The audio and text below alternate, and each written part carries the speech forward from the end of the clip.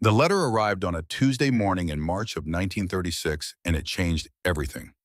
Not immediately, not the way a thunderclap changes things sudden and overwhelming and impossible to ignore. It changed things the way a crack changes a dam slowly at first, invisibly, until the moment when everything that had been held back finally broke through, and there was no stopping it, and there had never been any stopping it. Silas Pruitt read the letter aloud. He was the kind of man who believed that bad news delivered in public was easier for everyone involved because the presence of witnesses made it harder for the person receiving the news to react in any unseemly way.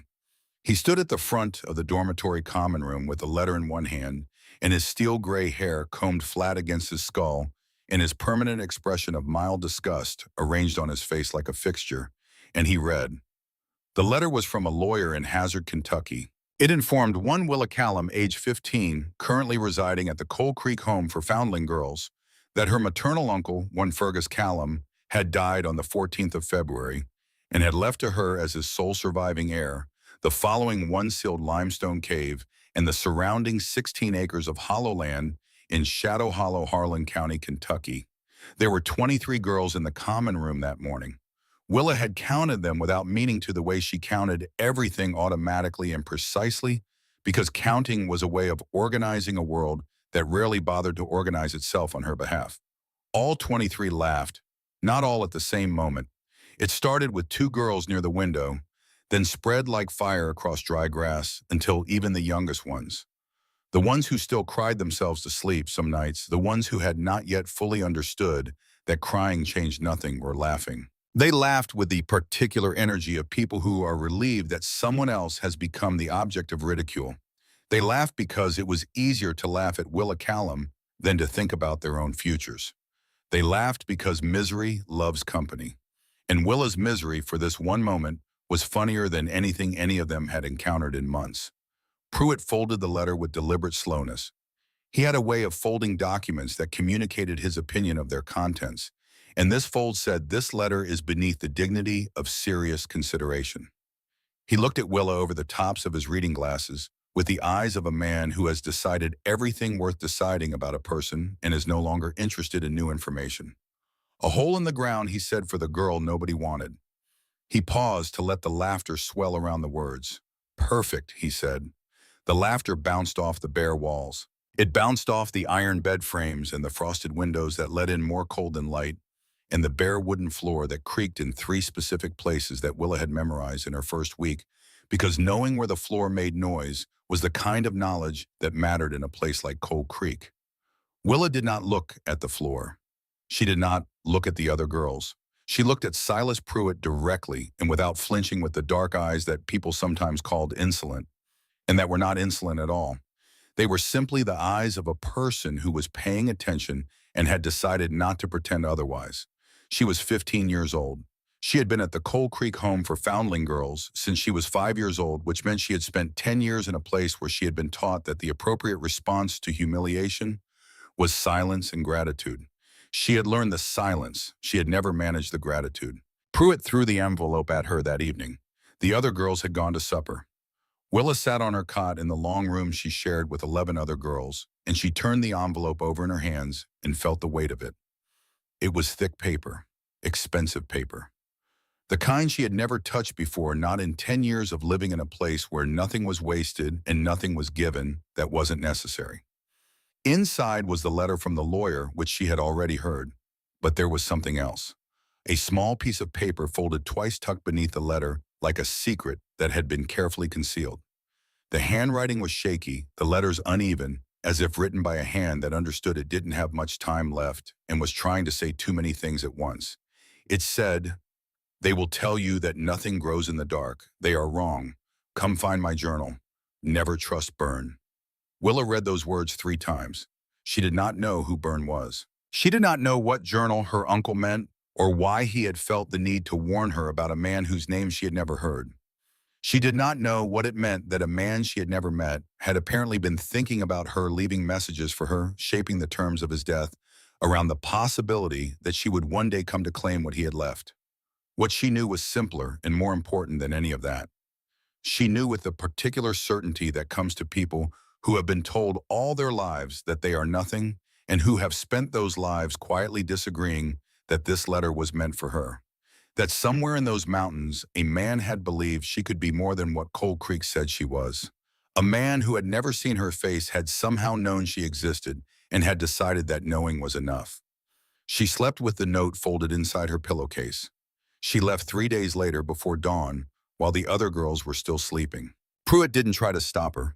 She could see the relief in his face when she appeared in his office doorway with her canvas bag over her shoulder, and the relief told her more about what she had meant to this place than anything he had ever said to her directly.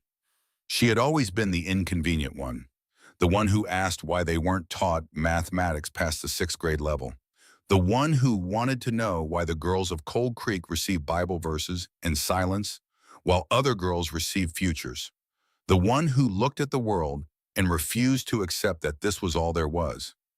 Now she was someone else's problem. Except there was no one else. There was just Willa and a note in a cave she had never seen. She packed everything she owned into the canvas bag. It didn't take long. 2 blouses, both patched at the elbows, 1 extra pair of stockings. The books she had accumulated over 10 years of careful acquisition, 5 of them taken from donation bins and church basements, and the one time a university professor had visited Coal Creek and left his briefcase unattended for 8 minutes in the front hallway. A photograph of her mother, small and slightly faded, taken on some summer afternoon before everything went wrong. She thought about saying goodbye to someone.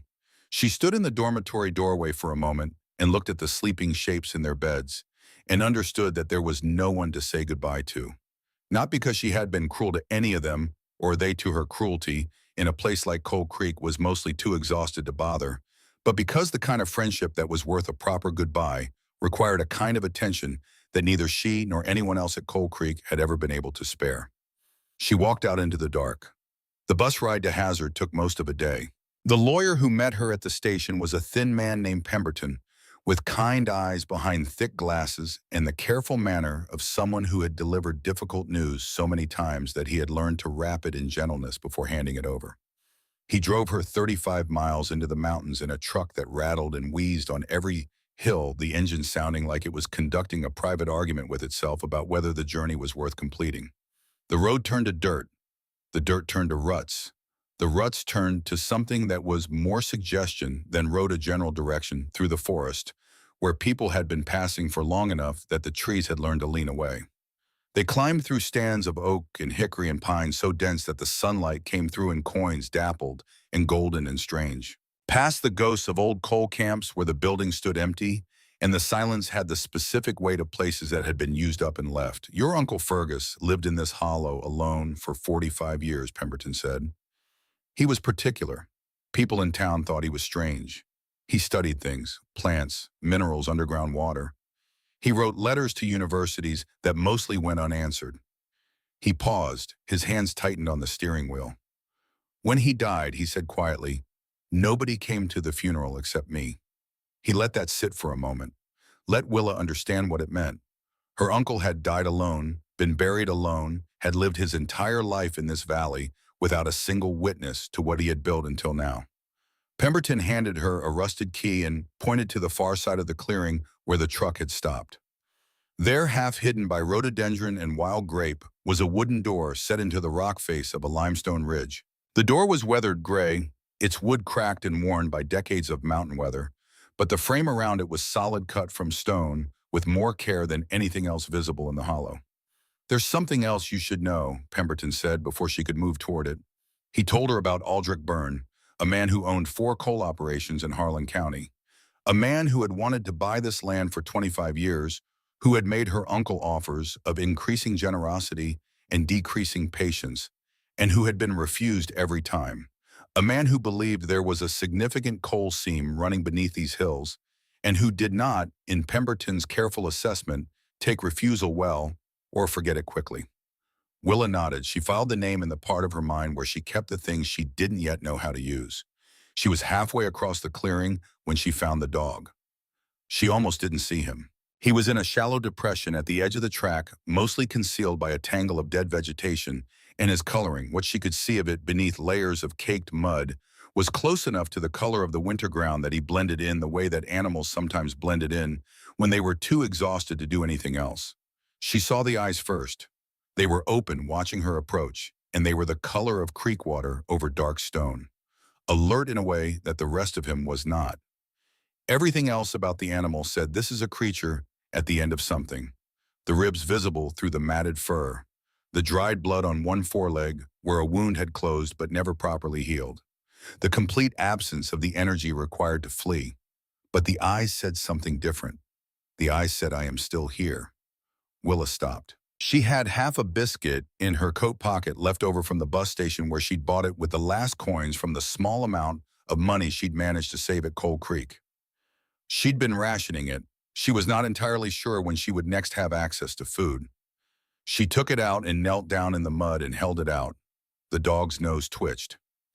He lifted his head slowly at the cost of visible effort, and then he crawled toward her with the careful determination of an animal that has learned that hope is expensive and is spending it anyway. He took the biscuit from her hand with a gentleness that was startling. His teeth were soft against her fingers. His eyes the whole time never left her face. She sat with him for a long time. She talked to him, though she wouldn't have been able to say afterward exactly what she said. Maybe about Cold Creek, maybe about the note in her pillowcase. Maybe just the simple truth that she understood what it felt like to be the thing that everyone had decided wasn't worth stopping for. When the sun began to sink behind the ridge and the shadows grew long across the hollow, she picked him up. He weighed almost nothing, just bones and fur and a heartbeat that refused against all available evidence to give up. She carried him the rest of the way. She named him Flint, because when she looked into his eyes, she saw something that wouldn't go out, a spark that kept burning despite everything that had tried to extinguish it. She understood that spark. She had been carrying her own version of it for 15 years. The cabin that stood beside the cave entrance had been built to last and had lasted, though just barely. It was small, 15 feet by 20, a single room that served as kitchen and bedroom, and everything else with walls of hand-hewn logs and a roof of wooden shingles, many of which had rotted through or gone missing in the years since anyone had maintained them. Inside was worse. The wood stove was cracked down one side, the iron split as if it had frozen and thawed too many times and finally run out of patience with itself. Mice had made nests in the mattress. The windows were so filmed with age that the light coming through them had the color and quality of old tea. Willa set Flint down on the cleanest section of floor and stood in the middle of the room and looked at what she had, which was a dying cabin in a sealed cave and 16 acres of mountain wilderness, and not a single person within miles who knew she existed.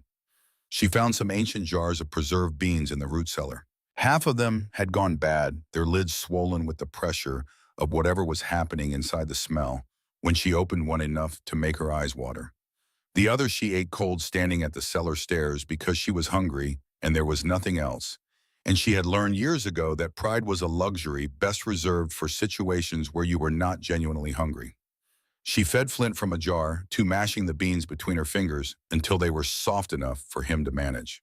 The first night they slept on the least damaged portion of the floor, Willa wrapped in her blanket and Flint pressed against her side, his heartbeat steady against her ribs. The second night it snowed. Not a suggestion of snow, a real mountain snow, heavy and wet and serious, the kind that doesn't ask permission and doesn't make apologies. It fell all night in silence, piling up against the cabin walls, and Willa woke at 3 in the morning to water dripping through the roof onto her face and the wood stove dead because the firewood she'd gathered was green and wouldn't hold a flame. She struck match after match. Each one sputtered and went out. The coal pressed through the walls and through the floor and through the thin wool blanket and through everything she had brought with her, and there was nothing she could do about it. She lay in the dark with her teeth knocking together and her thoughts going in directions she'd worked hard not to let them go. This is how I die, she thought. Not from cruelty, not from injustice, but from cold and silence and the indifference of the mountains to one girl's survival. Flint pressed himself harder against her side. His body heat was small, but it was real, a physical fact in a situation that was running out of physical facts she could rely on. His heartbeat was steady. Steadier than hers. She thought about going back. She thought about Pruitt's oatmeal and the dormitory's thin warmth and the certainty of a life she understood even though she hated it. She thought about how warm the laughter had been compared to this. She thought about whether her uncle's note had been a gift or a curse. And then as the gray dawn finally reached through the gaps in the roof and the snow stopped falling and the wind settled into something quieter, she dragged herself to the table and opened the journal. It was on the table where it had been since she arrived, where Pemberton must have left it, and she had been too cold and too tired and too overwhelmed to open it before now. It was thick as a Bible bound in cracked leather, held together with a strap that had been repaired so many times the repairs had become part of the strap's identity. The pages were yellowed, covered in handwriting so small and precise she had to squint to read it. On the cover in careful letters, notes on the cultivation of life in darkness. Fergus Callum, 1891 to 1935. 44 years of work. 44 years of observations and experiments and discoveries written down in the same careful hand from the first page to the last, the handwriting never changing its precision, even as it slowed slightly in the later years when age was making its demands. She opened to the first page. The entry was dated 1891. Fergus Callum had been 17 years old when he started this work, barely older than she was now, alone in the same hollow with nothing but curiosity and stubbornness and time. He wrote about his father, her grandfather, who had survived the famine in Ireland by growing things in a cellar no deeper than a grave. Knowledge passed from father to son across an ocean. Knowledge that had kept a family alive when thousands around them were dying. And now from uncle to niece. She sat in that freezing cabin holding a dead man's journal, and she felt something shift inside her. Not hope, not yet hope, was too expensive for the state she was in. But the absence of despair, which when you are 15 and alone in the mountains with a sick dog and a ruined roof and no food is almost the same thing. In the morning she opened the cave. The key fit the padlock with the protesting complaint of metal that had not moved in a long time. She worked it back and forth, patient and methodical, until she heard the click of the mechanism releasing, and then she put her shoulder against the door and pushed. It opened inward with a groan that was part wood and part memory. Cold air came out, not the sharp cutting cold of the outside world, but something different, something stable and ancient. The breath of the earth itself coming up from a depth where surface weather had never reached. She lit the kerosene lantern she'd found hanging on a peg by the door, and she stepped inside. And then her legs gave out. She didn't fall. She went down slowly under control, the way a person went down when the mind was still functioning, but the body had decided that standing was not the appropriate response to what the eyes were reporting. She was kneeling on a stone floor holding the lantern with both hands, and she was looking at something that should not have existed. The cave's main chamber was roughly 60 feet wide and 15 feet at its highest point, with limestone walls that glistened in the lamplight as if the stone itself were breathing. The natural floor had been leveled and divided into raised beds of stacked stone, each bed about 3 feet high and filled with dark, rich soil, the kind of soil that smelled the way growth smelled, like possibility made physical. But that wasn't what had brought her down to her knees. Along the ceiling, and she had to look twice and then a third time to be certain she was seeing what she was seeing, her uncle had installed a series of mirrors. Glass mirrors, some cracked, some clouded with age, mounted on wooden frames that were hinged in adjustable position to catch the light that came through a narrow natural chimney near the entrance and redirect it, bounce it, send it traveling deeper into the cave in a cascade of soft, diffused illumination that reached all the way to the back wall. During the hours when the sun hit that chimney at the right angle, the cave would glow with a light that was nothing like daylight and was entirely sufficient for growing things. Her uncle had calculated it. He had measured it and adjusted it and refined it over 44 years of careful observation, and what he had arrived at was a system that made light go where light had no business going. The temperature underground stayed nearly constant. She learned this from the journal later, though she could feel it now. Not the 55 degrees Fahrenheit she would eventually measure, but the unmistakable sense of stepping from a world of extremes into a world of stability. The cave didn't freeze. It didn't bake. It simply held steady and patient, a temperature that was too cool for summer crops, but warm enough for everything else. Warm enough for lettuce and spinach and leo and turnips and radishes. Warm enough for mushrooms. Warm enough for herbs whose smell she couldn't identify, but that filled the chamber with something complex and alive. Warm enough for life. A series of stone channels ran along the base of the cave walls, directing the natural water seepage into a collection pool at the back of the chamber, from which smaller channels carried it through the raised beds in a slow, continuous flow.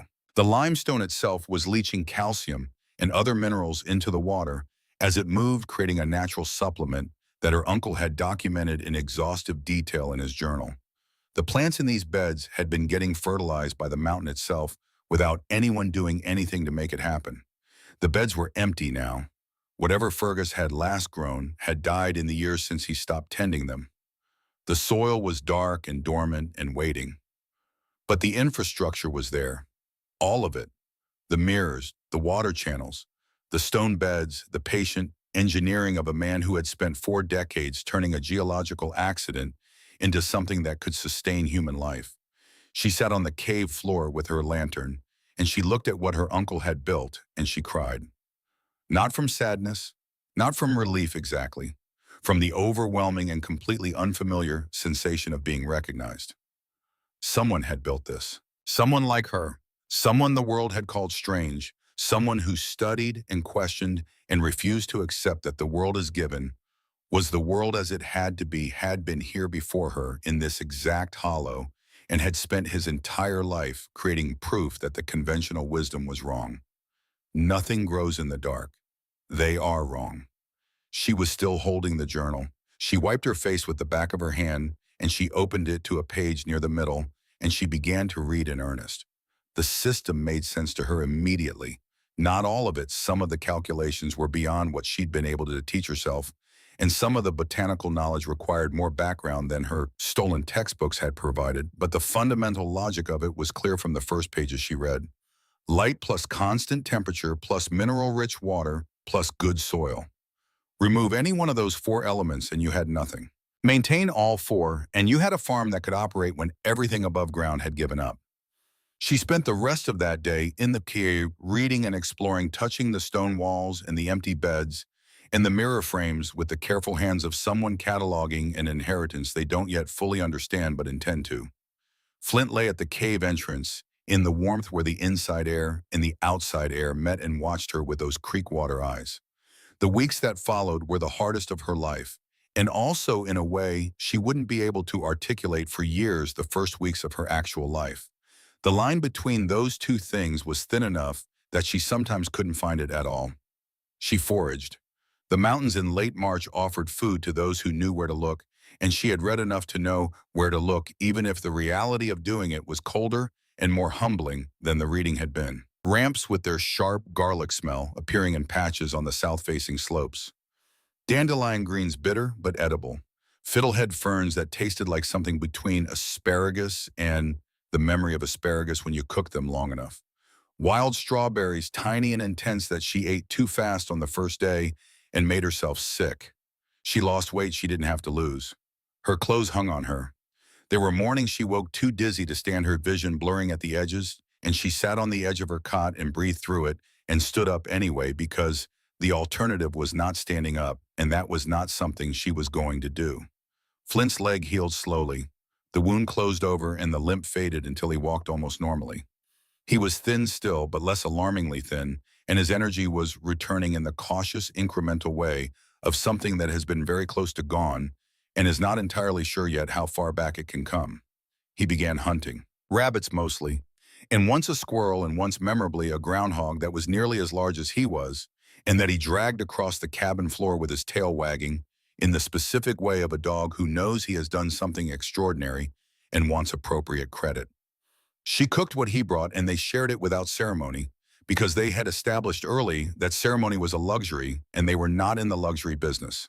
She followed the journal like a manual. She repaired the mirrors system first, replacing the 2 most damaged pieces with sheets of polished tin she hammered from flattened cans, rubbing them with sandstone until they caught and threw light with reasonable efficiency. She cleaned the water channels, scraping years of mineral buildup out with a knife, working section by section until the water ran steady and clear through all the beds. She tested the soil and found it exactly as the journal had described, dark, alive, dense with the microorganisms that Fergus had cultivated over decades of careful amendment. When she held it in her hands, it smelled like something that had been waiting. She planted cold-tolerant crops first. lettuce, spinach, kale, turnips, radishes. Seeds she had bought with the small amount of money the estate had included, just enough to begin. She planted them in the clay pots she found on the shelves, set them on the warmest shelves near the back wall where the stone held its heat most reliably, and she waited. 6 weeks after planting, she harvested her first lettuce. It was pale, lighter green than sun-grown lettuce, the color of something that had learned to do without what everyone said it needed, but it was crisp and real and alive. She stood in the cave holding a head of lettuce she had grown underground in a place where nothing was supposed to grow, and she felt something that she had been waiting 15 years to feel. Not joy, not yet. Something quieter and more durable than joy. She felt like herself. Summer came to the hollow in its own time, indifferent to what was happening inside the cave and inside the girl who was learning to tend it. The world outside continued its business. The creek ran, the trees leafed out, the birds returned and argued with each other about territory from dawn to dusk. Willa worked. She expanded the planting. She replanted the stone beds one by one as she learned their individual characters, which ones caught more light, at which angles, which ones drained faster, which ones were warmest at what times of day. She was in the cave on the morning of the day Aldrich Byrne came. Flint's warning was not a bark. It was a sound she had never heard from him before, low and continuous, and coming from somewhere below normal pitch, the sound of an animal whose instincts have identified something that its previous experience has not equipped it to handle. Not a threat it knew how to categorize. Something it knew in the ancient wordless way that animals knew things required a different kind of attention. She came out of the cave to find a black automobile parked beside the cabin. It was the most out-of-place thing she had ever seen. In a hollow where nothing was new and everything was worn, and the newest vehicle she had seen since arriving was Pemberton's rattling truck. This automobile was as incongruous as a cathedral. It was sleek and black and shining in the morning sun, and it had not been troubled by the road, which meant the person who owned it was accustomed to troubling roads into compliance. The man standing beside it was perhaps 50 broad through the shoulders, dressed in a suit that fit the way suits fit when they have been made specifically for the body wearing them. His hair was silver, swept back from a high forehead. His hands were in his pockets in the studied casual manner of a man who wants to appear relaxed and has learned all the external signals of relaxation without ever actually achieving the condition. His eyes were the color of creek water in the shade, gray-green and very cold. He smiled when he saw her. It was a practiced smile, the kind that had been developed over decades of negotiations and refined by the specific discovery that smiling at people who had something you wanted made them feel briefly as though the power in the situation was distributed more equally than it was. "Willa Callum," he said. His voice was smooth, the accent of a man who had grown up in these mountains and spent 30 years sanding the mountains out of his speech. "I'm Aldrich Byrne. I own some operations in the county. Thought I'd come introduce myself to my new neighbor." He looked around the hollow with an expression of polite assessment, and he looked at the cabin and at the cave entrance with its weathered door and at the ridges rising on all sides, and he looked the way a man looked at things he was calculating the value of. "Beautiful land," he said. "Shame to waste it on a garden." Willa said nothing. Byrne reached into his jacket and produced an envelope. He held it out between two fingers casually, the way you might hold out something you were offering to do someone a favor by taking off their hands. $300, he said. "Take it. Go to the city. You're young, you're smart, I can see that already, and this is no place for a girl alone. Your uncle spent 45 years out here and died with nothing but a bush and a hole in the ground. Take the money, make something of yourself."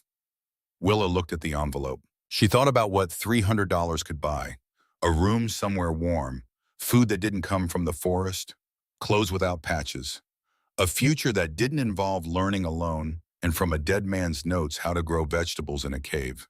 She thought about the words on the small piece of paper she had carried in her pillowcase from the moment she received it. "Come find my journal. Never trust Byrne." She thought about the pale head of lettuce she had held in her hands 3 weeks ago and the feeling that had come with it. She looked up from the envelope. "No," she said. The word was not loud. "Adidisham." It didn't need to be loud. It was the single syllable of a person who has considered the options and reached a conclusion and does not need an audience for the reaching. Something moved in Byrne's face. It was subtle, the kind of movement that a person only caught if they were paying the kind of attention that Willa had been paying to the world since she was 5 years old, and had learned that the world did not announce its intentions. The practiced smile didn't disappear. But behind it, something changed. Something that had been arranged into a shape it was not naturally comfortable holding relaxed slightly into its actual form. Your uncle said the same thing, Burns said. His voice was still smooth, still polite. But the politeness now had the specific quality of a surface that you knew from the sound it made when you tap, and it was hollow underneath. You know what happened to him? He died alone, Willa said. Byrne looked at her for a long moment with those cold creekwater eyes. This land will be mine, he said quietly. One way or another, I'm a patient man, but I always get what I want. He got back in his car. He drove away.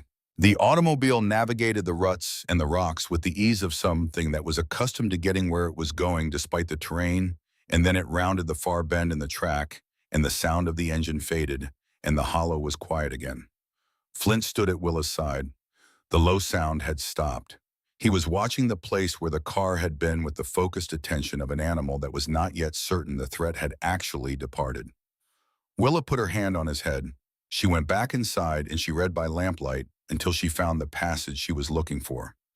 It was in a section of the journal dated 1911, 25 years back, written in the same careful hand, but with a different pressure. The letters formed with the tightness of a man writing under circumstances that required steadiness and were not producing it naturally. Burns sent men to burn my cabin last night, her uncle had written. I escaped through the back chamber, the one with the second exit that comes out on the ridge above. They don't know it exists. They think I'm dead. I will let them think so for as long as it helps me. I will not leave this place. I have spent 20 years building something here that the world does not believe is possible, and I will not surrender it to a man who cannot see past what the ground is worth to someone who wants to dig it up. But if you are reading this, niece, whoever you are, whenever you are, know that Aldrich Byrne is not a man who forgets what he wanted. He will come for you as he came for me. He will come with money first and with other things after. The cave is your fortress. The stone has stood for longer than any of this trouble. Stay, grow, and when he comes, and he will come, let the mountain be your answer. Willa closed the journal. Outside, the spring night was settling into the hollow with its usual business of frogs and creek sound and the wind moving through the first leaves of the season. Flint had come to lie against her side, his heartbeat steady, his eyes half closed, but still watching. She thought about Pruitt's face when she had stood in his office doorway with her bag and the relief that had been visible in it. She thought about 23 girls laughing in the morning, and a note folded small and tucked beneath a lawyer's letter, and the smell of soil in a cave where no one expected anything to grow. She thought about the pale head of lettuce and the feeling that had come with it. She picked up the journal again and turned to the next page. There was a great deal more to learn. The old man came down from the ridge on a morning in April when the redbud was blooming and the hollow smelled like something waking up after a long sleep. Willa was outside the cave digging a drainage channel with a spade she had found hanging on a peg inside when she heard the sound of boots on the slope above. She straightened up and turned and saw him coming through the trees with the deliberate care of a man who knew exactly how many useful years his body had left and intended to be thoughtful about spending them. He was tall, or had been tall once age had taken some of it, the way age took things, with a face like old leather and hands so knotted with arthritis that watching him grip his walking stick seemed like watching something remarkable. His lungs announced themselves with every step. A wheeze deep and persistent, the sound of air moving through passages that had been narrowed by decades of work in places where the air was not air, but a mixture of air and coal dust and the accumulated respiratory debt of a life spent underground. He stopped at the tree line and looked at her. Then he looked at the cave entrance. At the new drainage channel she was digging. At the small kitchen garden she had begun to establish in the patch of ground south of the cabin where the sun held longest. Then he looked at the smoke coming from the chimney she had repaired with clay and riverstone over the course of 2 days in March. You would be the one who got the chimney drawing again, he said. His voice was deep and carried the specific cadence of a man who had spent his life in these mountains and saw no reason to sand the mountains out of his speech the way some people did. He said it the way you stated a fact that you had been considering for some time and had finally decided to speak aloud. I've been watching the smoke for 6 weeks, he said. trying to work out who finally found this place. His name was Thaddeus Vane. He was 76 years old and he had lived alone in a cabin 3 miles up the ridge for the past 12 years since his wife had left and his son had moved to Detroit, and his lungs had made the mind's decision for him by becoming incompatible with further work underground.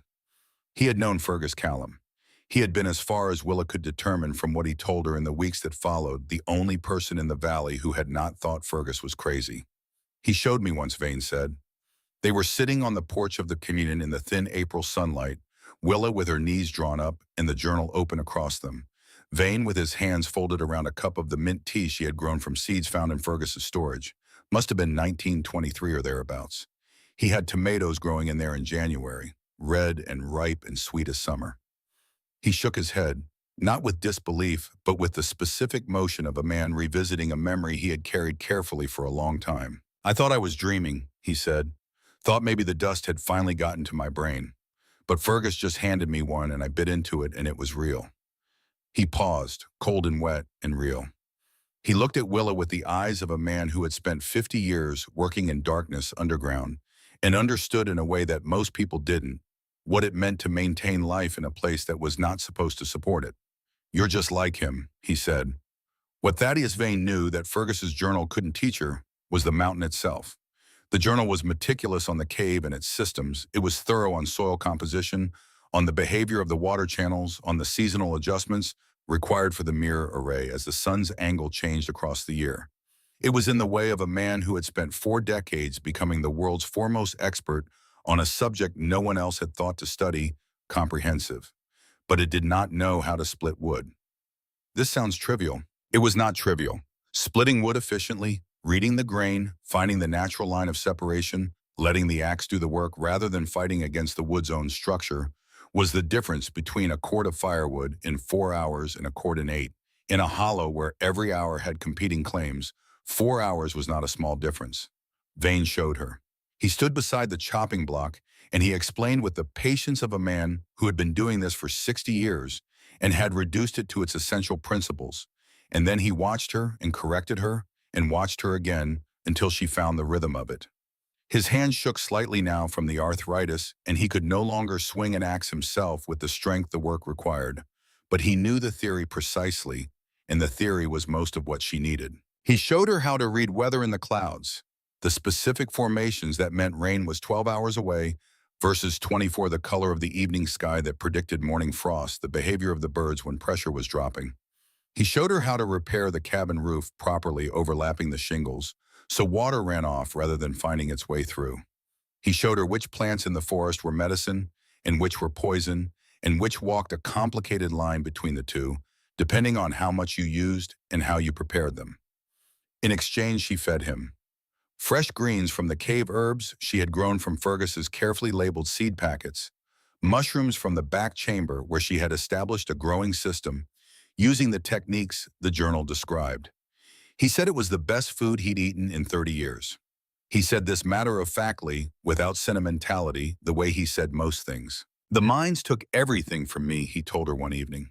They were sitting on the porch as the fireflies began their work in the hollow below, blinking their quiet signals to each other in the gathering dark. His breath rattled in his chest as he spoke, the black lung making itself known with each word. My lungs. My wife, she left when the coughing got too bad.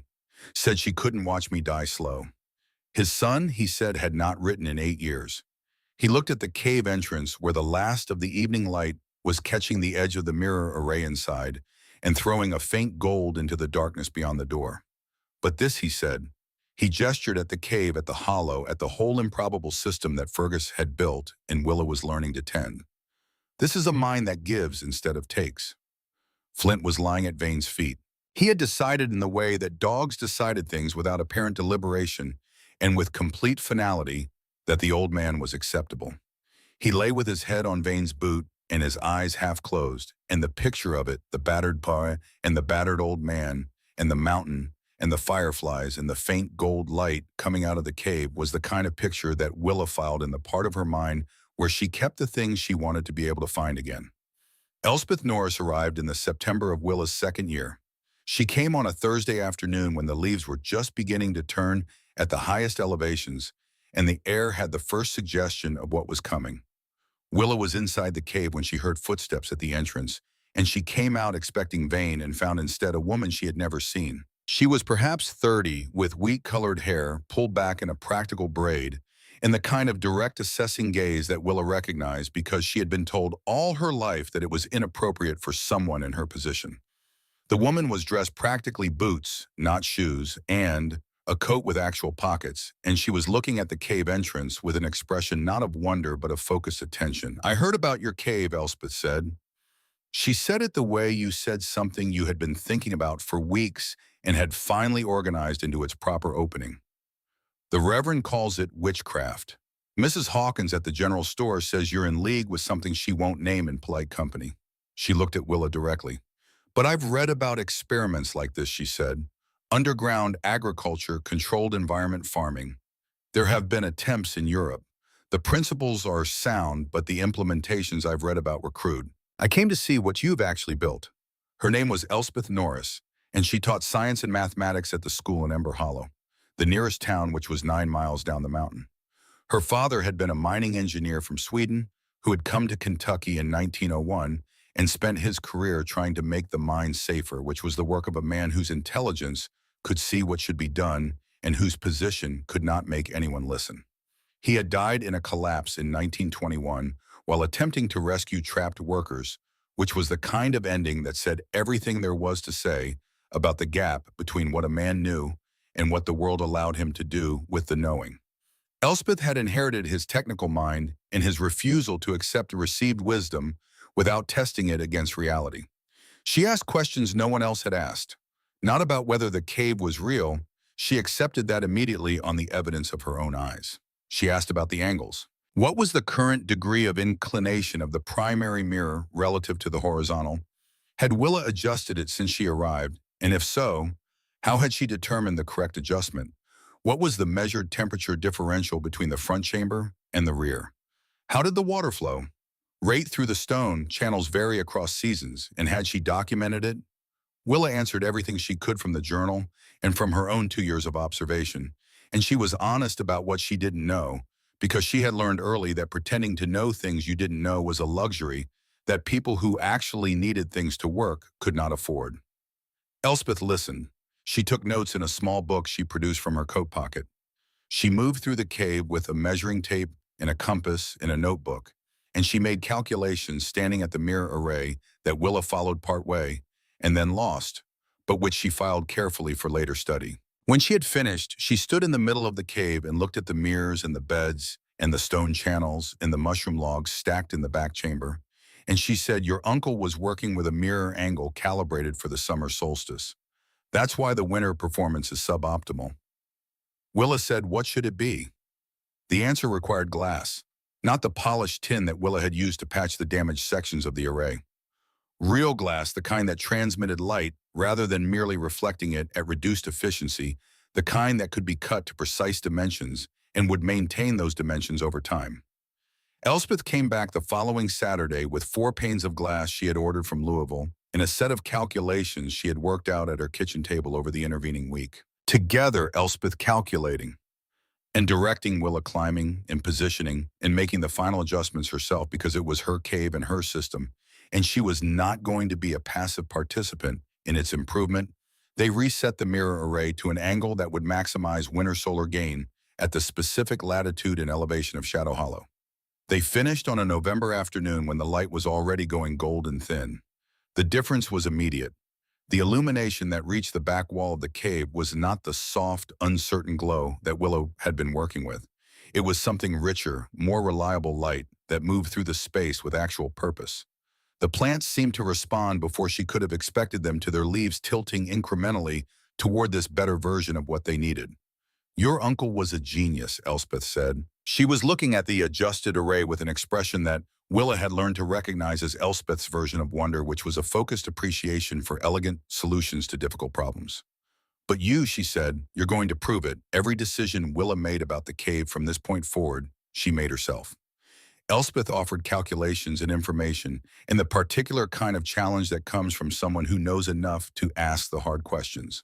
But the decisions were Willa's. The direction was Willa's. The cave was hers, and the understanding of it was hers, and she was not going to mistake assistance for authority. This was important. She had spent 15 years in a place where decisions were made for her, about her, without the pretense of her input. And she had arrived at the position, not loudly, not as a declaration, simply as a settled fact about who she was, that she would not live the rest of her life that way. The people of Ember Hollow remained unconvinced. The Reverend Caleb Horn delivered a sermon in the early spring of Willa's second year that Thaddeus Vane reported to her afterwards, sitting on the porch with his hands curled around his cup, his voice tight with an anger that his control kept just barely managed. "The Lord said, 'Let there be light,'" Vane recited.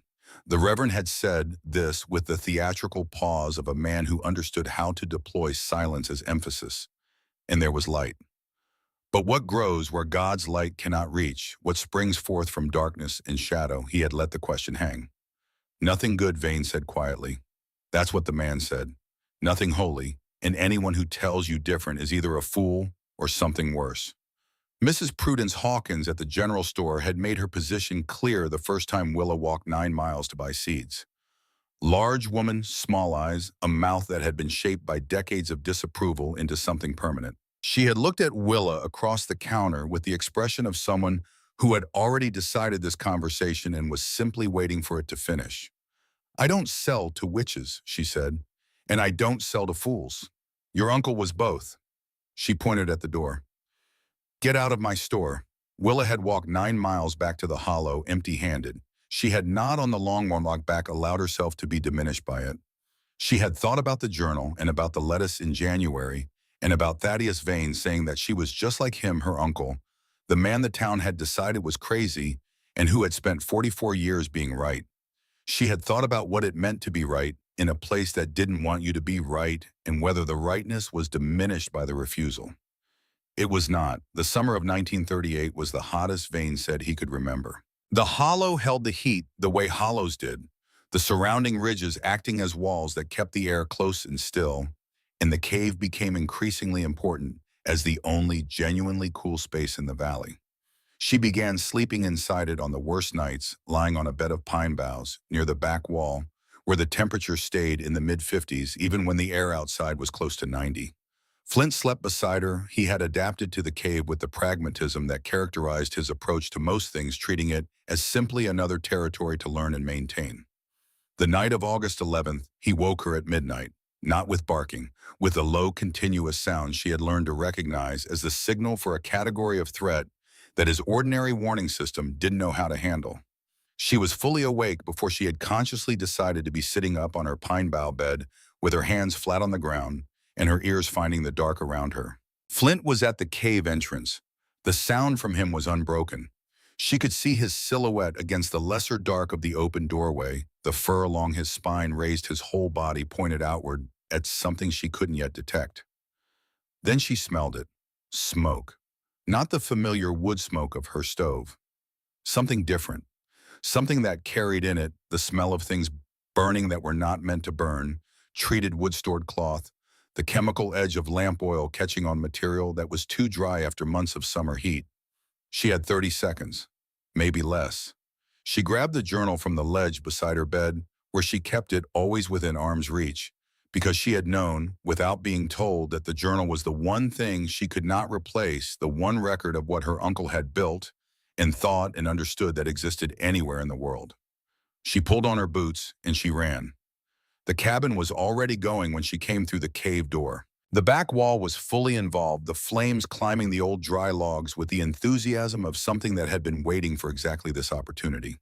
The fire had found the chimney and was using it, the draw, pulling the heat upward and feeding it and making it larger with every second. She stood in the clearing with the journal under one arm and Flint beside her, and she watched the cabin her uncle had built die. She did not try to save it. There was nothing to save. The tools and the seed packets and the extra clothing she had acquired and the 5 books she had carried from Coal Creek and the photograph of her mother, all of it was in there, and all of it was becoming nothing, and the mathematics of what could be retrieved in the time available came to zero. The cabin collapsed inward before dawn. The roof went first, sending up a shower of sparks that rose and cooled and became dark specks against the gray pre-morning sky.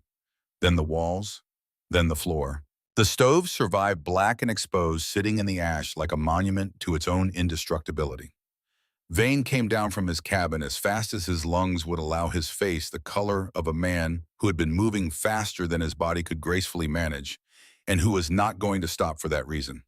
He found her sitting on a log at the edge of the clearing with Flint against her leg and the journal in her lap, watching the last of the smoke rise. He didn't say anything for a while. He sat down beside her on the log, and he breathed through the effort of the descent, and he watched the smoke with her. Then he went around to the back of the property. He was gone perhaps 20 minutes.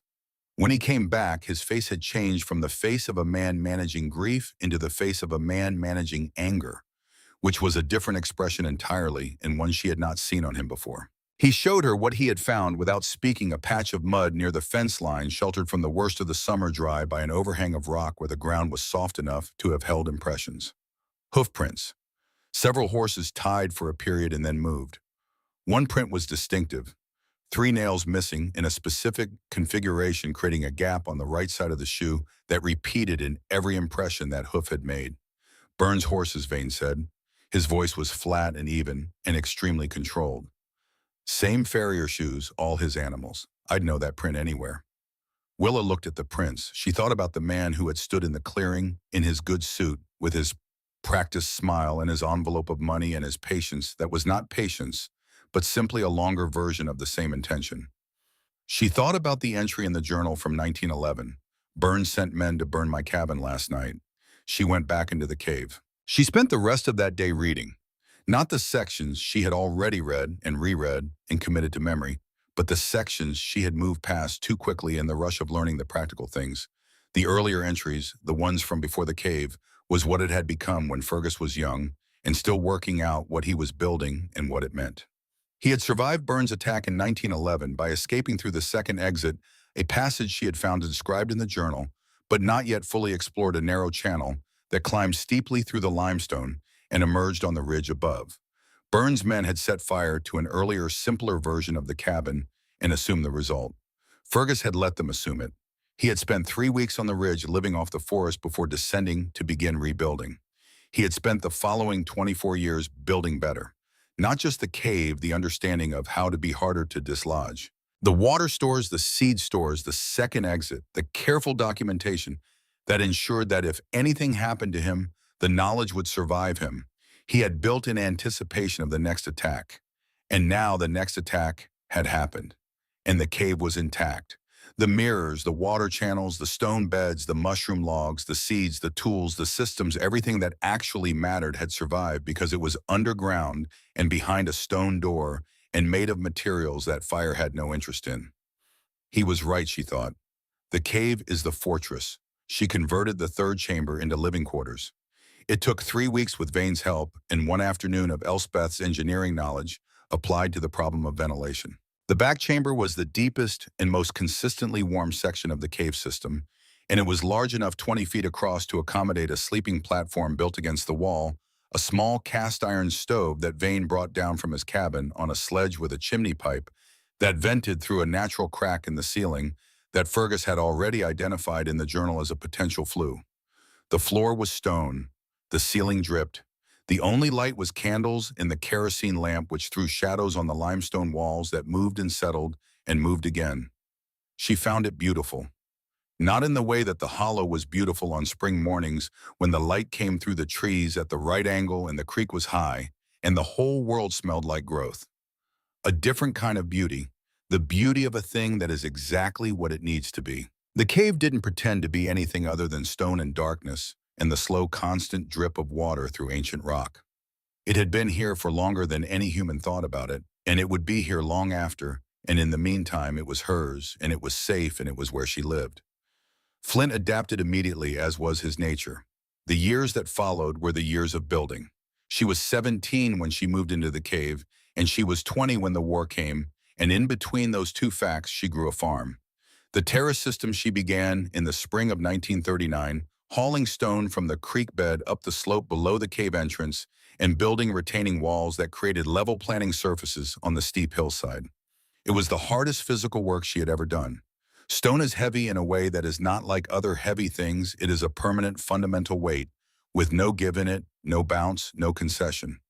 She moved it anyway, one stone at a time, up the slope into position. By the summer of 1940, she had 6 terraces. By the spring of 1941, she had 12. She planted summer crops on them, crops that needed more sun than the cave could provide, tomatoes and beans and squash, and the sweet potatoes that grew in the hillside soil, with an enthusiasm that she found almost comical given how reluctant everything else was to volunteer anything. The cave remained the winter engine. The terraces were the summer production. Together they made a complete system, and a complete system, she was learning, was something different from 2 good partial systems placed side by side. It was something that had a logic and a resilience that neither component had alone. She began delivering food to families in the hollows below. Not to Ember Hollow, not yet, not while Reverend Horn was still preaching about unnatural harvests and Mrs. Hawkins was still telling customers that the girl in the cave was something they should avoid. But to the smaller settlements further into the mountains, the collections of families that were too remote to have access to fresh food through any reasonable means for 5 or 6 months of every year.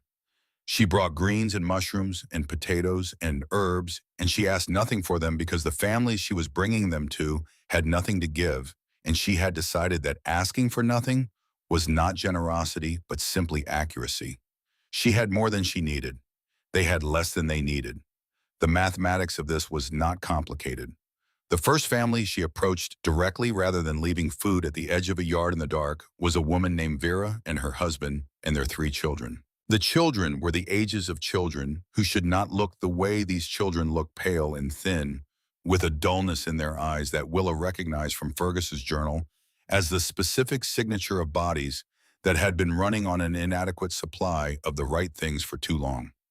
"What do you want for it?" Vera said. She held the basket at arm's length slightly, as if it might contain something she didn't want to be responsible for. "Nothing," Willa said. "I grow more than I need." The suspicion didn't leave Vera's face. But her children were standing behind her legs looking at the basket with the expression of children who have not learned yet to distrust things that look good because they have not yet had enough experience of things that look good and turned out to be otherwise.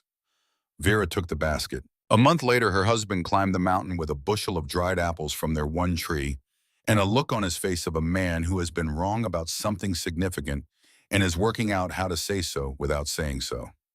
"My youngest," he said, "she was sick all winter. Couldn't keep anything down.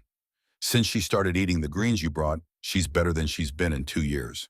He set the apples down carefully and turned to go. "I don't know what you are," he said, "but whatever you're doing up there, don't stop." Pearl Harbor happened on a Sunday in December 1941, and Willa heard about it 3 days later when Vane came down from his cabin with the expression of a man who has been sitting with news he doesn't know how to put down. The young men left. They left the hollows and the mine camps and the scrub farms that had been barely keeping families alive anyway, and they went to training camps in Georgia and Virginia and onto ships heading toward places with names that didn't sound like anywhere a person from Harlan County was supposed to go.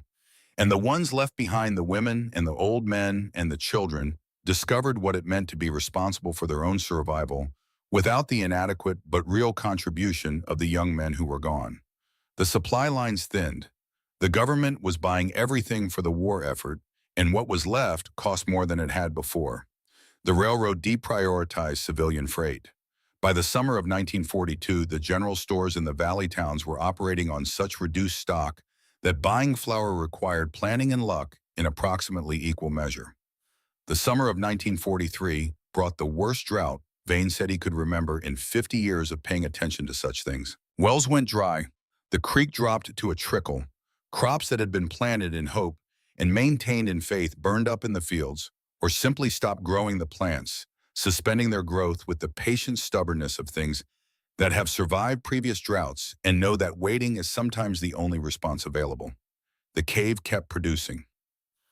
55 degrees Fahrenheit unchanged by any of it. The limestone walls wept their slow moisture into the channels regardless of what was happening above. The mirrors caught what light there was and redirected it with the precision that Elspeth had helped her calibrate 2 years before. The mushrooms grew in the back chamber in their particular darkness, indifferent to drought and heat and the complicated politics of human conflict. Willa did not raise her prices. She lowered them. When families couldn't pay, which happened more frequently as the summer wore on and the desperation deepened. She gave the food away without making a ceremony of it, because making a ceremony of giving things to people who needed them was a way of taking something from them, even as you gave something. She loaded baskets before midnight and carried them down the mountain on routes she knew by feel, now paths she had walked in every season and every weather, and she left them at the doors of the families who were hungriest. She knew which ones were hungriest because she had been paying attention for 7 years and paying attention to the right things. The Hendrick family, whose children she had helped when they were young enough that scurvy had still been treatable. The Praters, whose men were all overseas. The Collinses, 8 children and a grandmother, and not enough of anything. She left the baskets in the dark and she walked back up the mountain, and she told no one because telling people was a way of changing what the giving was about, and she didn't want it to be about anything except that people were hungry and she had food. Reverend Caleb Horn came to the cave on a night in December 1943, when the first real snow of the winter had fallen and the hollow was quiet in the specific way it went quiet after fresh snowfall, as if the world had accepted a covering it had needed for a long time. Willa heard him before she saw him. The footsteps on the snow-covered path, slow and effortful, the steps of a man who had walked a long distance and was not certain he should have. She came to the cave entrance with her lantern and held it out. He was standing 10 feet from the door. He was perhaps 60, a man who had been solid once and had become gaunt in the way that grief made people gaunt, as if something essential had been withdrawn. He was wearing his good coat, the one for church occasions, which was wrong for this weather and for this errand, and which said something about the state of his thinking when he left home. His hat was in his hands. He looked at her with the eyes of a man who has been wrong about something for a long time and has recently encountered the specific misery of understanding exactly how wrong and exactly what it cost. "I know what I said from my pulpit," he said. His voice was not the voice of a man who preached. It was the voice of a man. "I know what I called you, what I called your uncle's work, what I told the people in my congregation to believe about where you came from and what was guiding your hand." He stopped. "But my son is sick. His name is Eli. He is 18 years old and he is all I have left in this world. His wife had died 3 years prior. His congregation knew this. Eli's body," Horn said, "could not fight what was in it. His immune system had been weakened by a year of not eating enough of the right things, and the infection that had taken hold in his chest was winning. The doctor said he needed fresh vegetables," Horn said. "Said there was something in them his body had run out of. Said without them, he might not." He stopped again. He did not say the word. He just stood in the snow with his hat in his hands and let the sentence's ending speak for itself.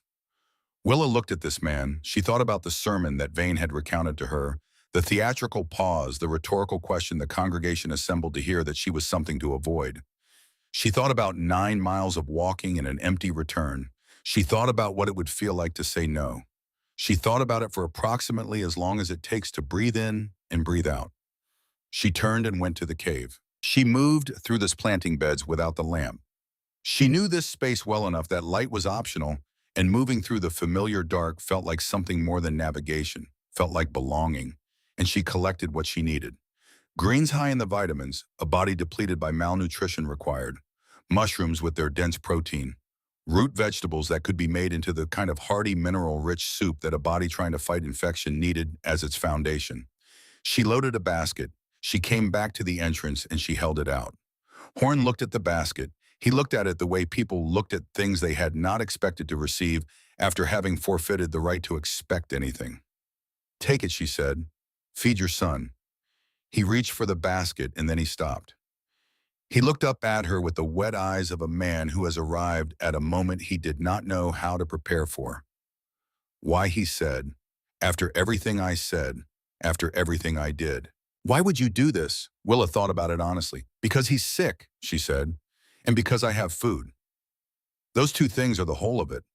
Horn took the basket. He held it against his chest the way people held things that were more than what they appeared to be. He turned to go. Then he turned back.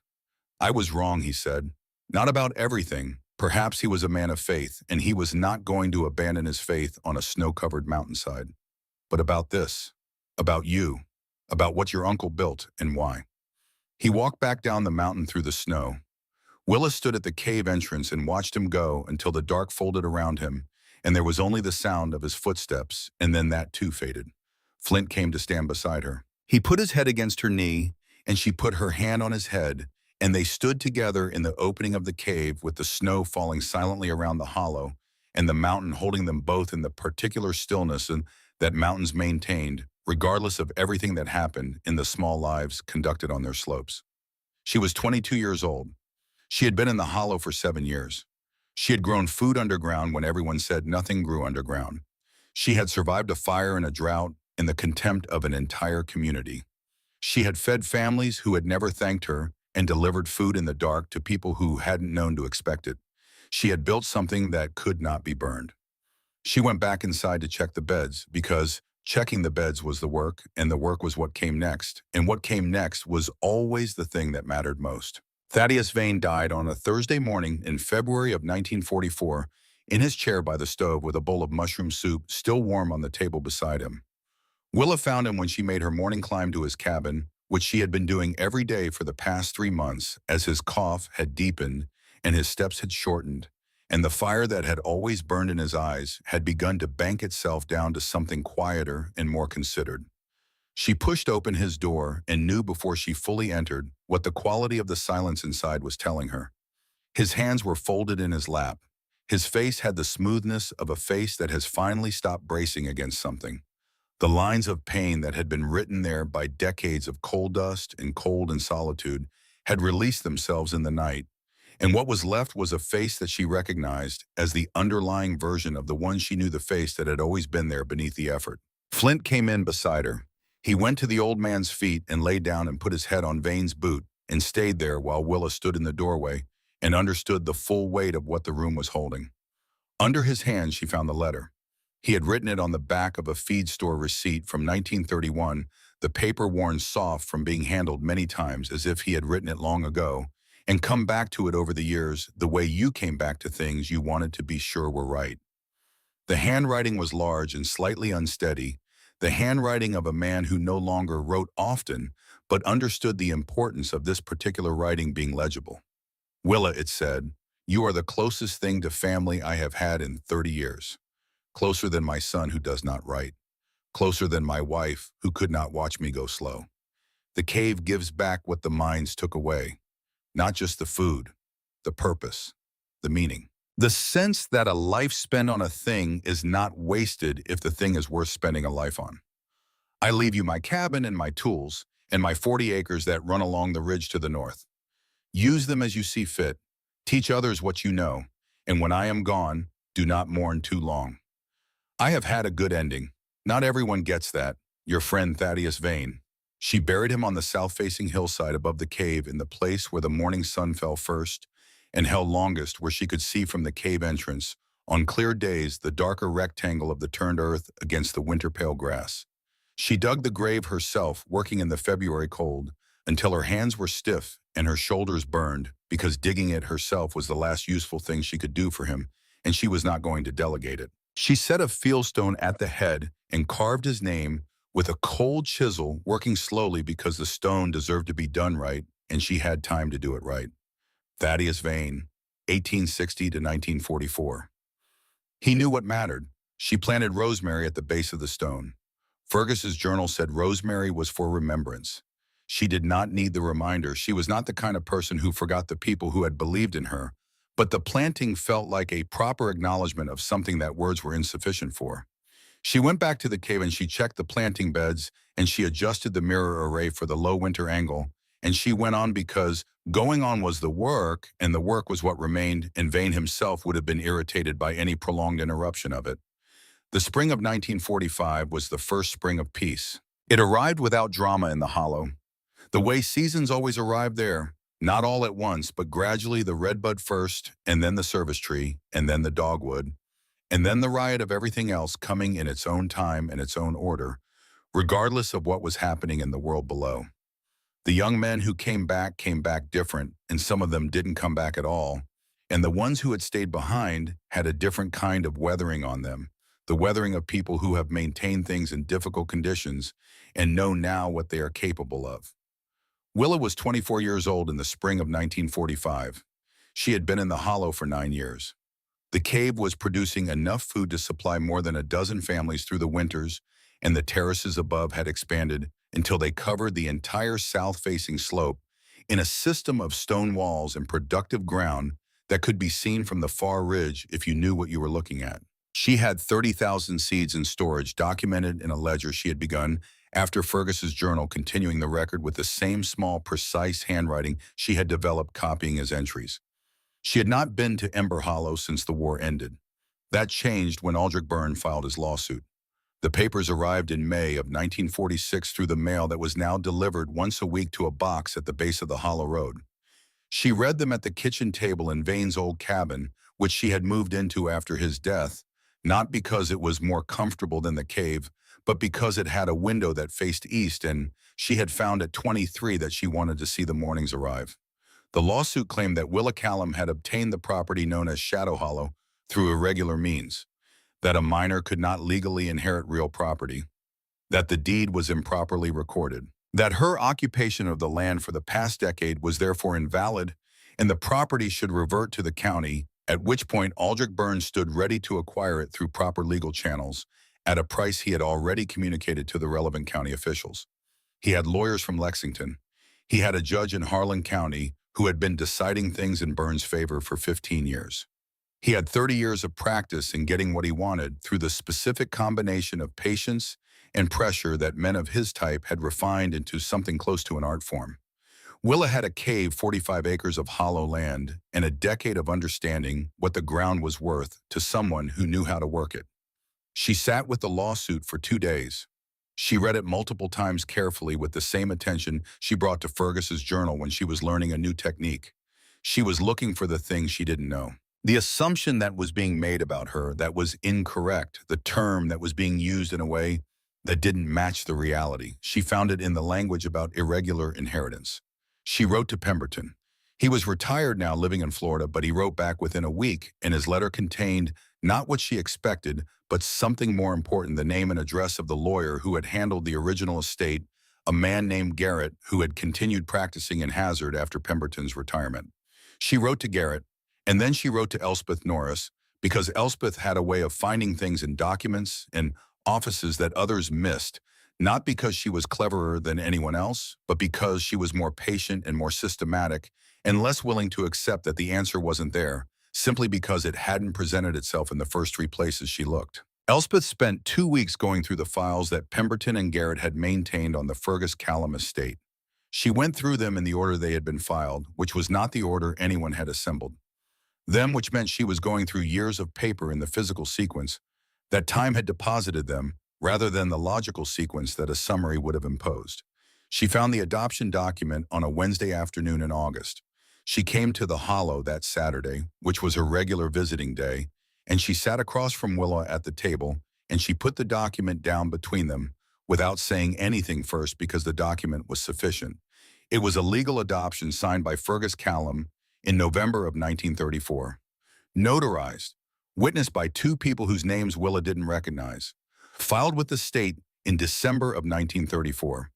Legally valid, formally executed, impossible to dispute by anyone who had not known it existed. Fergus had adopted her as his daughter and heir nearly 2 years before he died. He had never met her. He had never spoken to her. He had completed the legal process of making her his child from a hollow in the Kentucky mountains based on nothing more than the knowledge that she existed and was alone and needed someone. Willa sat with this for a long time. Then she said, was there anything else? Elspeth's expression told her the answer before she spoke. There was a second document. It had been filed with the adoption papers, but had been separated from them, at some point slipped into a different folder, either by accident or by someone who had wanted it not to be easily found alongside the adoption paperwork. Elspeth had found it in a folder labeled Miscellaneous Correspondence, 1933 to 1935, which was the kind of label that communicated that whoever had created the folder had not wanted anyone to look inside it carefully. It was a letter, dated April 1934, addressed to the Cold Creek Home for Foundling Girls, to the attention of the Director of Admissions. My name is Fergus Callum, the letter began. I am looking for a young girl currently in your care. I believe she was placed with your institution in approximately 1926 at the age of 5, following the death of her mother and the disappearance of her father. Her name at the time of placement would have been Willa Callum. I am her uncle. I have only recently been able to locate information about her situation, and I am writing to inquire whether she might be interested in leaving your institution to come and live with me and to learn the work I have been doing here for the past 40 years. I am not a wealthy man, but I have a home, and I have something worth teaching, and I believe from everything I know about this child's situation that she is the kind of person who would benefit from being somewhere that values what she is rather than punishing her for it. Please respond at your earliest convenience. The letter was signed Fergus Callum and dated April 14th, 1934. Beneath it, paper-clipped, was a note in different handwriting. Smaller, neater, the handwriting of a man who was careful with official documents. It said, "Payment received from A. Byrne, $100, letter not delivered. Response sent declining further correspondence." It was signed S. Pruitt. Willa read it twice. Then she put it face down on the table and she sat very still for a long time. And she looked at the window that faced east and at the morning light coming through it, which was gold. The way morning light in the hollow was gold. In August, particular, in specific, in the color of something she had been looking at every morning for 3 years and would look at for the rest of her life. In April of 1934, she had been 12 years old.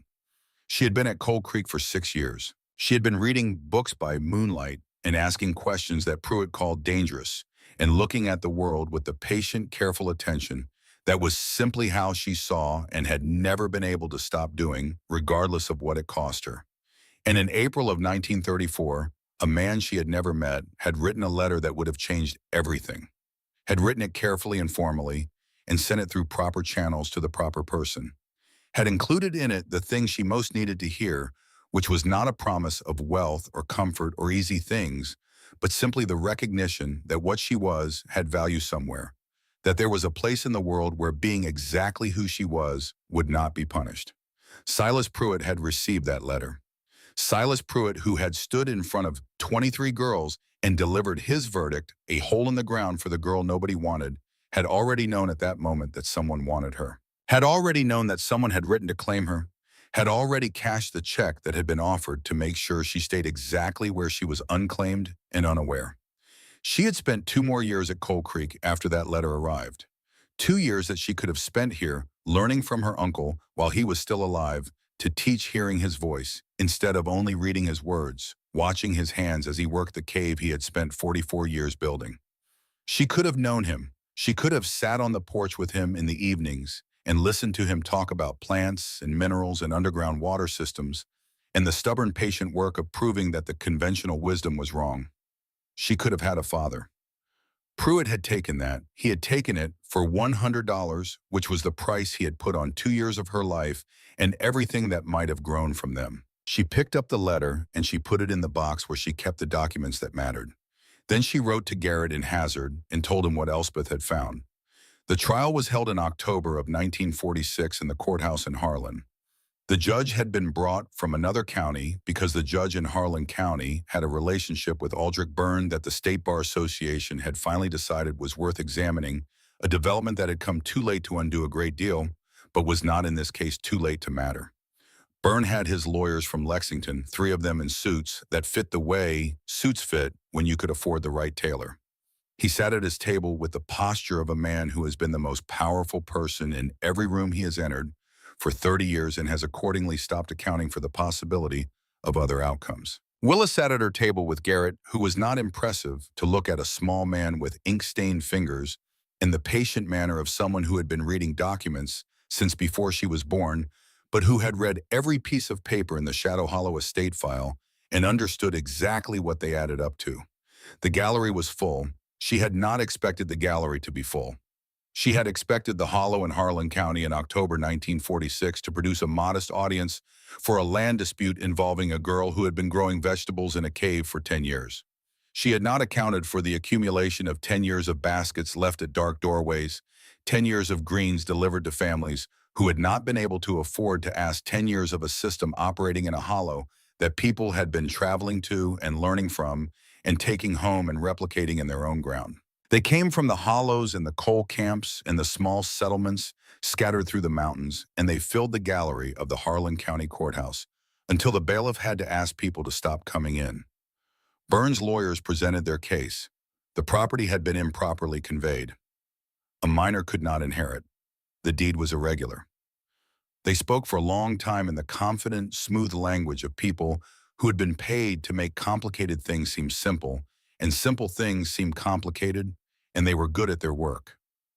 Then Garrett presented his, the adoption document, the letter, the note in Pruitt's handwriting, the record of the $100 payment, the adoption of Willa Callum as Fergus Callum's legal daughter and heir, executed properly and filed with the state 2 years before his death, making her the legitimate inheritor of everything he owned.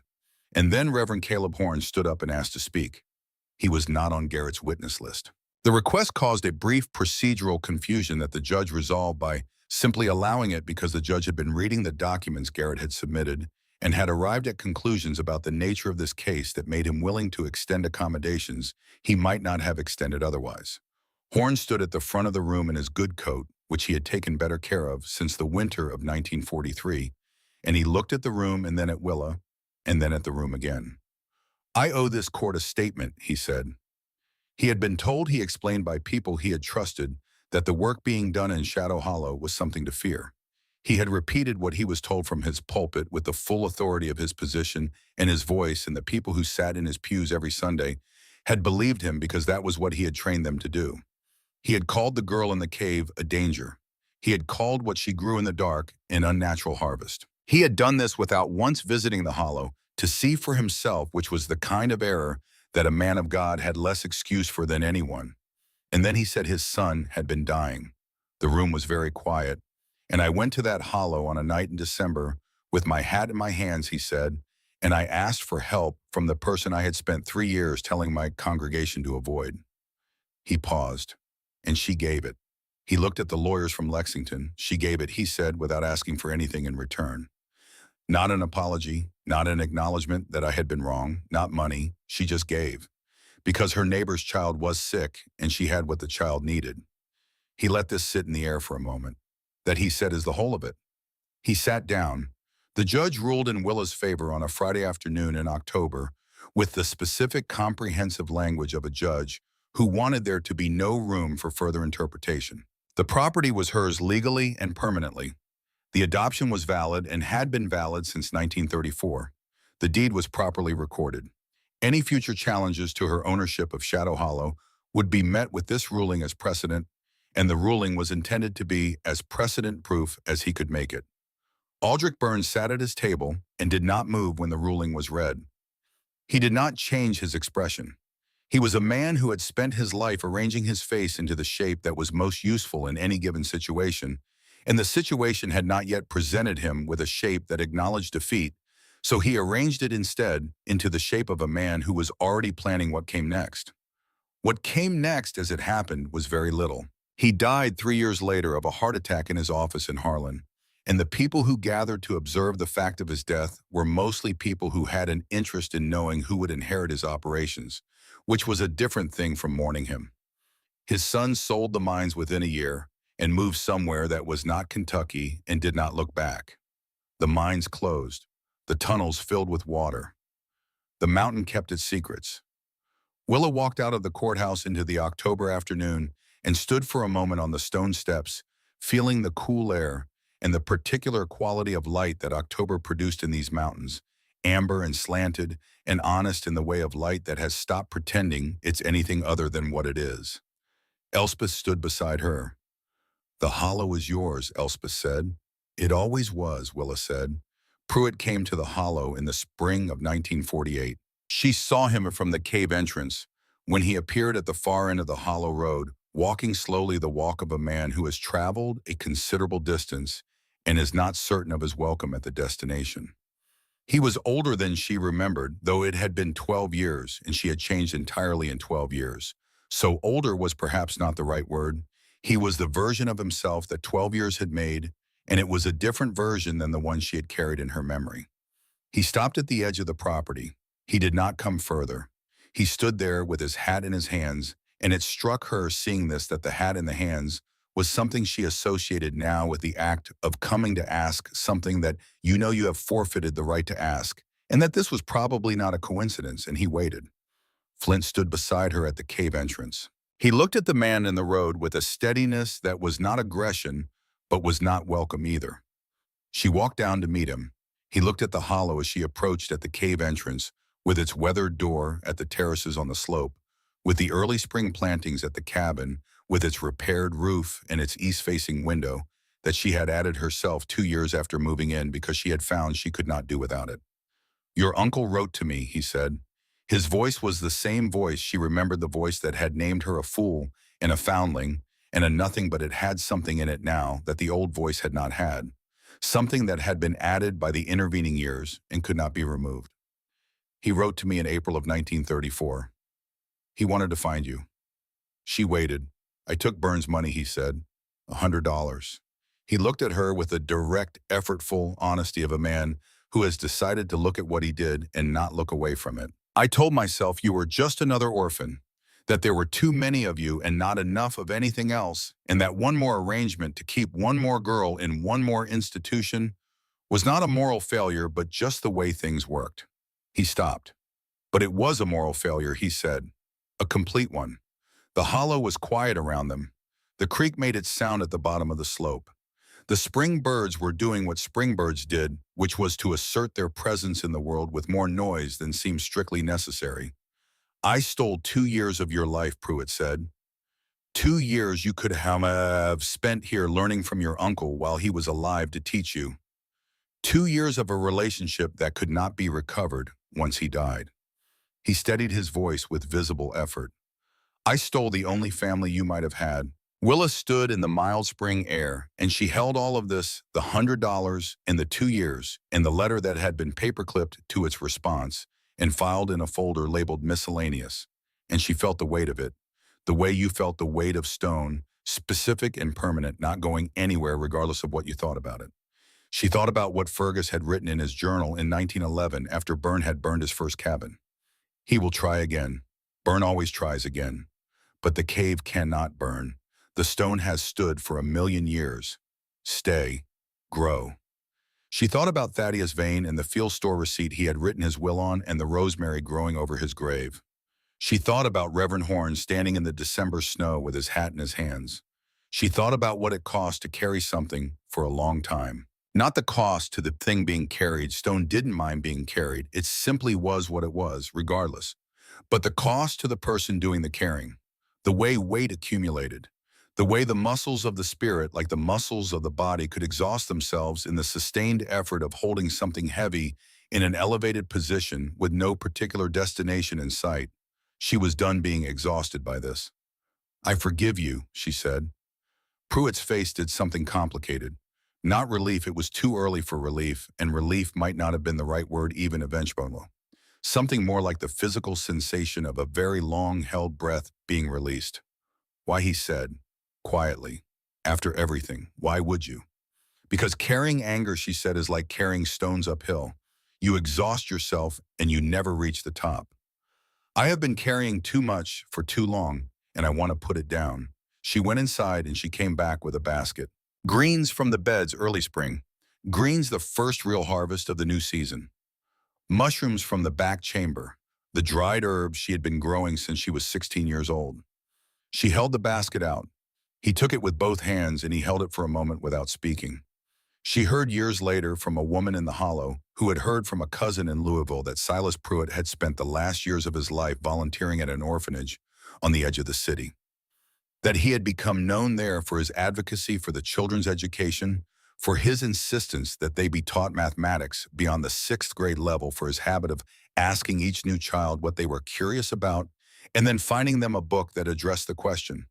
That he had died at 78 in a room full of children who had known him as the man who listened. She did not know if this made up for anything. She did not require it to.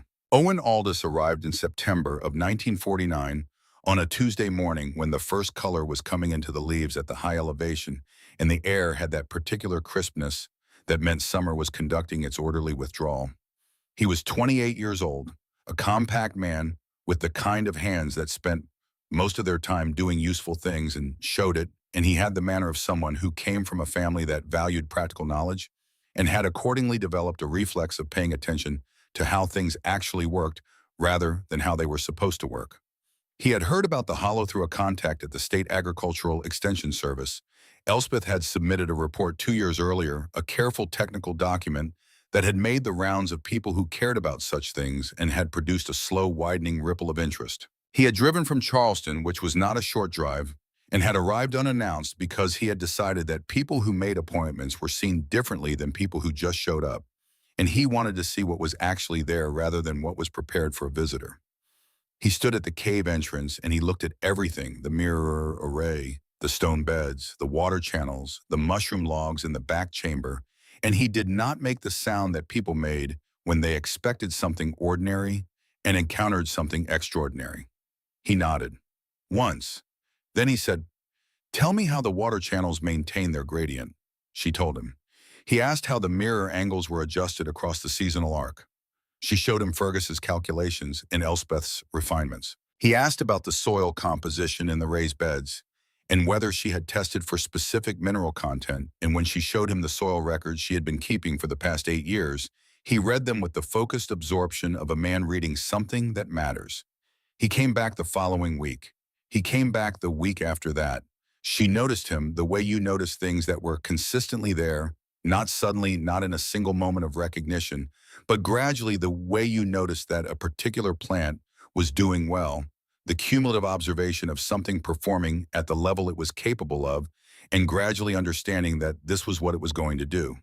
He was useful. This was the first and most fundamental thing. He could see what needed doing without being told. He could work alongside her without requiring direction or interruption. He had the specific quality of someone who had learned early that the most useful person in any situation was the one who asked the right questions and then got out of the way of the answers. He made her laugh. This surprised her more than anything else. She had not spent the past 13 years in the hollow having a lot to laugh about, and she had not realized that this was a deficiency until someone addressed it. He stayed through the harvest. He stayed through the first frost. By the time the second snow came, they both understood without having said it that the question of his leaving had become theoretical. They were married in the cave in September of 1950. Not in the new part, not in the comfortable section with its sleeping platform and its east-facing window that she had eventually installed in the cave wall to let the morning light in. In the first chamber, the growing chamber where Fergus's mirror array sent its redirected light across the stone beds and the water moved in its channels, and the plants were doing what plants did, which was to grow without being asked and without needing anyone's permission.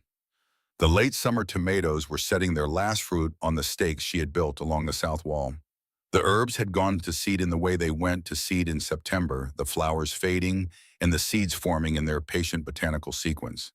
The air smelled of limestone and moisture and the complex living smell of growing things that had become over 14 years the smell of home. Elspeth stood as her witness. Flint wore a length of ribbon that Owen had tied around his neck that morning, a dark blue ribbon that Flint accepted with the dignity of an animal who understood that certain human customs required participation and was prepared to offer it. He sat through the entire ceremony without moving his eyes on Willa's face, the ribbon slightly askew by the time they were done. It was a small wedding and a complete one. Flint died in December of 1952. He went in his sleep beside the stove in the cave in the place he had claimed as his own. In the first winter, she had moved in the spot where the warmth from the stone wall met the warmth from the stove in a way that produced a pocket of reliable comfort that he had identified with the precision of an animal who understood these things. She found him in the morning. He was curled in his usual position, his nose tucked under his tail, his eyes closed, his breathing stilled, somewhere in the night without ceremony or announcement. He was old. She had stopped calculating the years because the number had become irrelevant. What mattered was that he had been there for 16 years and was now not there, and the absence was a specific shape in the hollow that she felt with every step she took through the spaces he had inhabited. She buried him on the hillside next to the stone she had set for Thaddeus Vane. She chiseled his name into a piece of limestone she found in the creek bed, flat-sided and heavy, and the right size for what she wanted to say. Flint she carved, more faithful than any human I ever knew. She planted rosemary beside his grave too. because she wanted the mountain to remember him, because the mountain was the right kind of permanent for the kind of loss she was feeling, and rosemary in the mountain soil would outlast her and outlast her children, and speak for the Yao who had been the first family she made after the family she was born into had fallen apart. Owen found her there that evening, sitting beside the grave in the last of the winter light. He sat down beside her without speaking. They stayed until the dark came, and then they went back inside together, and she did not have to explain anything because he already understood. The years after Flint were full years. They had children, two daughters and a son, and then another son who arrived late and unexpected and was the image of Owen in the face and the image of something older than Owen in the eyes. Something patient and curious that she recognized from photographs of Fergus and from the mirror every morning. They named the children, all four, for the people who had shaped the hollow Fergus, for the man who had built it, Thaddeus for the man who had taught her to stay, Elspeth for the woman who had helped her see it clearly, and Vera for the woman in the hollow below who had stood in a doorway and taken a basket on faith. The teaching expanded. She began taking students formally in the early 1950s, young people from the hollows and the coal camps who had nowhere else to go and who had the specific quality that she had learned to recognize on sight, the quality of someone who looked at the world and refused to accept that this was all there was.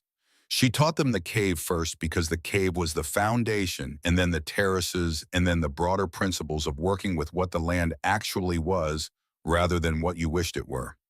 Owen died on a Tuesday in April of 1977 in the apple orchard he had planted on the eastern slope in 1953, which had become over 24 years the kind of orchard that people visited in the spring just to see the blossoms. He had been pruning branches. He had insisted on doing it himself. This was a quality they shared, the refusal to delegate work they were capable of doing, and she had learned to choose her battles about it. His heart stopped between one branch and the next cleanly and without warning, and the doctor said he had not suffered, and she chose to believe this because the alternative was not useful. She buried him on the hillside with the others, and the hillside was becoming the kind of place that had a presence to it, the gathered weight of people who had mattered in a particular piece of ground and had been returned to it. The University of Kentucky sent a team in the spring of 1978. They came with instruments and graduate students and the specific energy of people who have been told that something remarkable exists and are arriving to determine whether the remarkability is real or a matter of regional legend inflated by years of retelling. They were polite and they were thorough, and they spent 3 full days in the cave with their measuring equipment. Their instruments confirmed everything. The temperature stability. The light efficiency which their calculations showed was significantly superior to any comparable controlled environment system they had studied. The mineral supplementation from the limestone water channels, which they identified as providing a natural fertilizer profile that no commercial system had yet replicated at comparable cost. The companion planting relationships between species in the cave beds that had been producing consistent yields for 40 years. One of the professors, a young man with the excited manner of someone who has not yet learned to conceal his enthusiasm in professional settings, told her that the principles underlying the cave's operation were identical to principles that were currently being studied for potential application to food production in space on the moon and possibly beyond. That the problem of growing food in enclosed environments with limited and redirected light, which her uncle had solved empirically in a Kentucky hollow in the late 19th century, was the same problem that scientists were now spending considerable money to address. She listened to this carefully. She said, "My uncle worked it out by watching what happened when he tried things and adjusting." The professor said that this was in fact the foundation of scientific method. She said he didn't have a laboratory. The professor said that some of the most important scientific work had been done without one. They asked to take the journal back to the university for preservation and study. She said no. She said it without apology and without explanation because the explanation was simple, and she did not feel that simple things required extended justification. The journal belonged here. It had been written here, and it had stayed here through 44 years of Fergus and 10 years of just the journal before her, and 30 more years of her tending it alongside what it described. It was not an artifact to be studied. It was a working document in an ongoing project. They built a glass case for it at the cave entrance, which she agreed to because the case protected it from moisture and handling while allowing it to be read by anyone who came. The first page was visible through the glass when you approached the cave door. The words on the first page were the words she had read in a cold cabin in March of 1936, sitting at a table in a place that was barely standing, with flint pressed against her leg and the mountain pressing in from all sides. They will tell you that nothing grows in the dark. They are wrong. The dark is where all seeds begin. In the autumn of 1980, on a September afternoon when the leaves were turning at the high elevations and the hollow held the particular amber light that September produced there, Willa Callum sat on the porch of the cabin that had been Vane's and looked out at the hollow that had been Fergus's and was now hers and would eventually be other people's, in ways she was in the process of arranging. She was 59 years old. She had been in this hollow for 44 years, which was exactly as long as Fergus had been in it when he died, a symmetry she had noticed without attaching meaning to it, beyond the meaning of the number itself, which was a life is enough time to do something worth doing. The cave entrance was visible from where she sat, the weathered door standing open the way it stood open every morning until the light failed. Inside, a group of students she had taken on this season were checking the beds and adjusting the mirrors and recording observations in the ledger that continued Fergus's journal across decades she had not expected when she started. She could hear them through the open door. Their voices, not the words, but the sound of young people engaged with something that was requiring their full attention, which was a sound she had been hearing in this hollow for 30 years and still found each time quietly remarkable.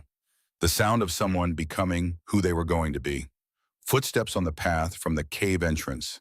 Rapid light, the footsteps of a child who has found something and is bringing it to someone who will understand its importance. She turned. Her grandson Declan was 8 years old and had her eyes, which meant he had Fergus's eyes, which meant he had the eyes that saw what was actually there rather than what was supposed to be there. A quality that had cost various members of her family various things across the generations, and that she would not have traded for anything.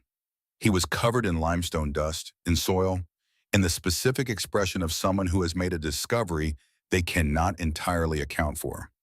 "Grandma," he said, his voice was loud with the urgency of it, "there's something growing in the very back, way back where no light reaches at all.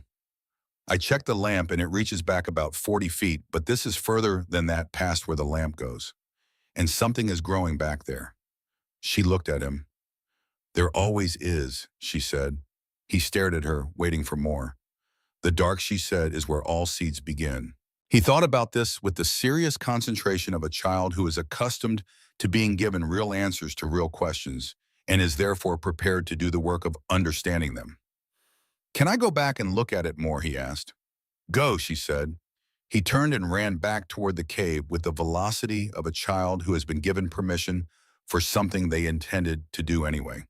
His feet finding the familiar path without looking, because he had been walking this path since before he could walk it without falling, and now it was part of him. The way all frequently walked paths became part of the body that walked them. She watched him disappear through the cave door. The hollow was quiet around her in the specific way of September afternoons, the insect noise settling into something slower as the season turned the creek audible below the first yellow, showing at the tips of the hickory on the south ridge. She thought about a Tuesday morning in March of 1936 and a letter read aloud in a cold room and 23 voices laughing at a hole in the ground. She thought about a note folded twice and tucked beneath a lawyer's letter, the handwriting of a man who had been writing against time and knew it. She thought about a dog in a ditch and a key in a rusted lock and the sound a cave door made when it opened for the first time in years. She thought about a head of pale lettuce held in both hands in a cave in January and the feeling that had come with it. Not joy, but the presence of herself, which had been absent for so long that its return was nearly overwhelming. She thought about Fergus, who had spent 44 years building something in the dark that the world said was impossible, and who had known enough to understand that the work would not end with him. She thought about all the seeds that had been planted in this hollow across all those years, in the stone beds and in the terraces, and in the students who had come and learned and carried what they learned to other hollows and other mountains and other places that the world had decided were too difficult or too remote or too far from ordinary expectation to be worth the effort. The seeds didn't know any of that. Seeds were not troubled by expectation. They were simply what they were waiting in the dark for the conditions that would allow them to become what they were capable of becoming, patient, in the way of things that understand that patience is not passivity, but a kind of readiness, a sustained alertness for the moment when the conditions were right and everything that had been waiting could begin. The cave was still there. The mirrors still caught the light and sent it where light had no business going. The water still moved through its stone channels, the limestone still releasing its minerals into the slow current, feeding the plants and the people who tended them and would tend them long after today.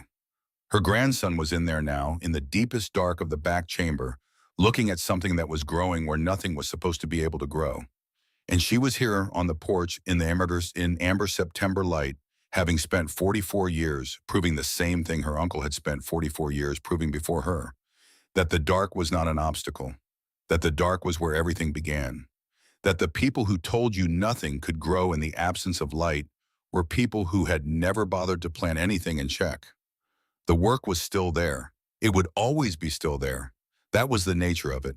You did not finish work like this. You simply did it until you couldn't, and then someone else picked it up and continued, and the work went on in the hands of people who had learned it from you, who would teach it to people who would learn it from them, who would carry it forward into a future that neither you nor they could see, but that the work itself, patient and ongoing, was always already building toward.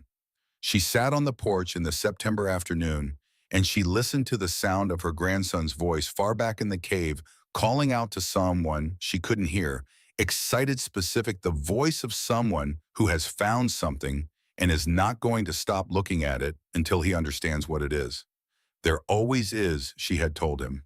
The dark is where all seeds begin. She had been saying this in one form or another for 44 years to students and to strangers and to the families in the hollows below and to the researchers with their instruments and their notebooks and their questions about lunar agriculture. And she had been right every time, which was not a record she had sought and not one she intended to be precious about, because being right about something was only the first step. The second step was doing the work. She got up from the porch chair and she walked toward the cave where her grandson was waiting to show her what he had found in the dark.